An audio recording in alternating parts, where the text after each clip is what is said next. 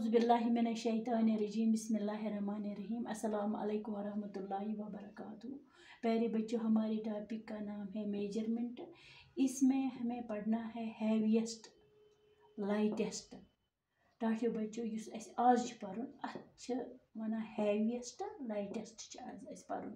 अम brought पढ़ान heavier lighter. Heavier गया सारियों मज गुप, लाइटर गया सारियों मज लकुट, मगर आज पढ़ुन हैवीएस्ट लाइटेस्ट। यह दयो खत अलावन मज कंपेरिजन करना।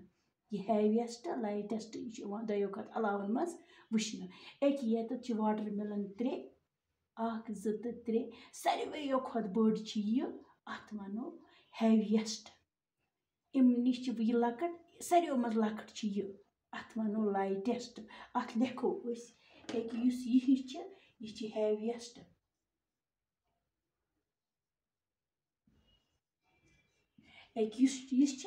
यह लाइटेस्ट।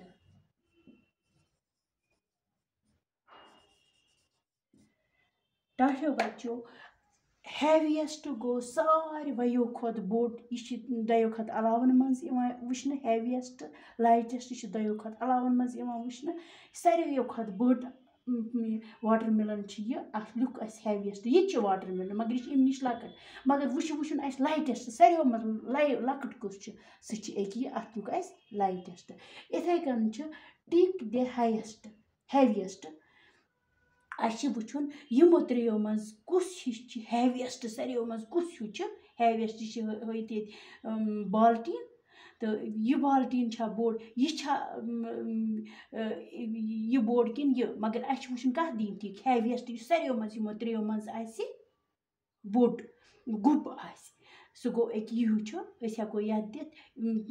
यह होमवर्क तुम वो कुस यमो 3 मज गुप बास्यो तथ दीजो तुम टिक। यह तथ दीजो टिक।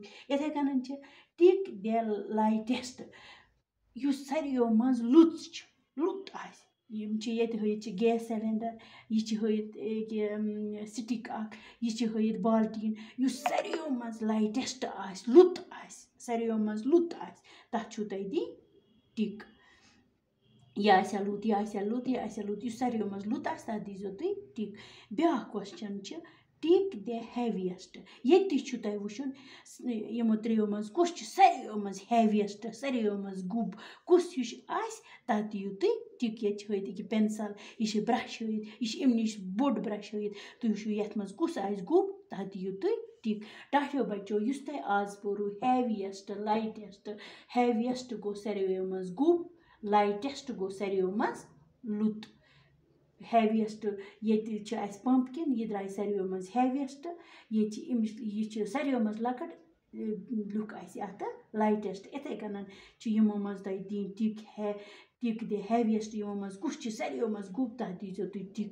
इथे कन ब्या क्वेश्चन टिक द लाइटेस्ट यमो 3 मज कुस लाइटेस्ट लुत कुस तथ दीजो तुम टिक।